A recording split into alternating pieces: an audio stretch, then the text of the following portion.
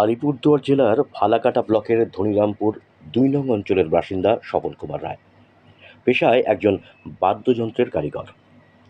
প্রায় ৩৫ বছর ধরে দোতরা ও অন্যান্য বাদ্যযন্ত্র বানিয়ে আসছেন স্বপন কুমার রায়। দোতরা বানানোর পাশাপাশি দোতরা বাজিয়ে গান গেয়েও তিনি এলাকার মানুষের কাছে সমানভাবে জনপ্রিয়। ধনিরামপুর গ্রামের স্বপন কুমার রায় বিভিন্ন বাদ্যযন্ত্রের পাশাপাশি দোতরা বানিয়ে উত্তরবঙ্গ তথা পশ্চিমবঙ্গের নাম উজ্জ্বল করেছেন। কারণ আজ তার হাতে তৈরি বাদ্যযন্ত্র ও দোতারা পশ্চিমবঙ্গের বিভিন্ন জেলা থেকে শুরু করে পার্শ্ববর্তী রাষ্ট্র বাংলাদেশেও সরবরাহ হচ্ছে।